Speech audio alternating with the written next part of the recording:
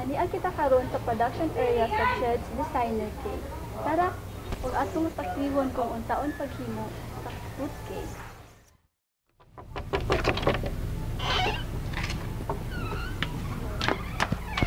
Hi! Hello! Maon siya si Miss Cecille. Ating interviewon kung unsaon niya paghimo sa fruitcake.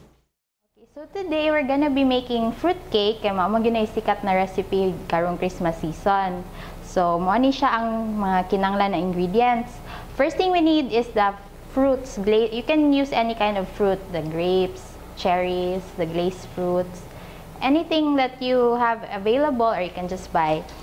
And then ang important yun ani sa fruitcake is the marinating the fruits.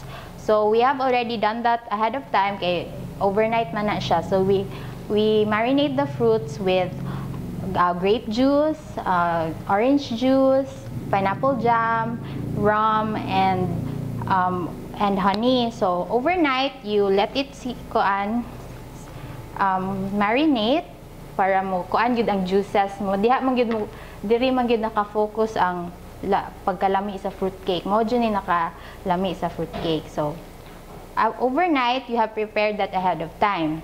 So the other ingredients are the butter, or you can also use margarine, and then eggs, and then brown sugar, and then here we already mixed the flour, the cinnamon powder, the baking soda, and a little bit of salt, and then of course the nuts for decorating later on.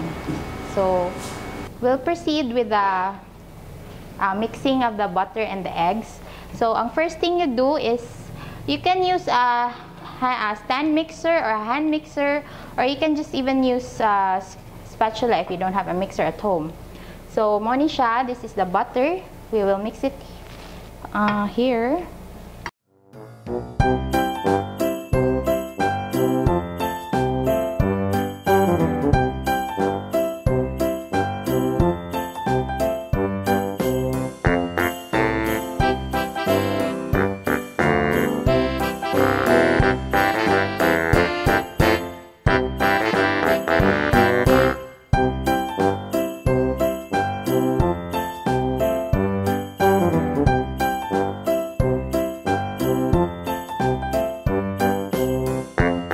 After this, you have to cool it down for about almost an hour or so, para at least.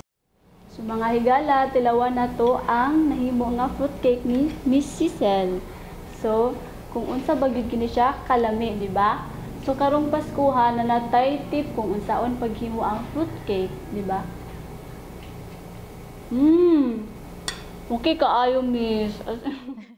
So if you have mga orders and inquiries, pwede sila mo check out sa among website sa www.chedzcakes.com, and napod may fan page sa Facebook na Chedz Designer Cakes.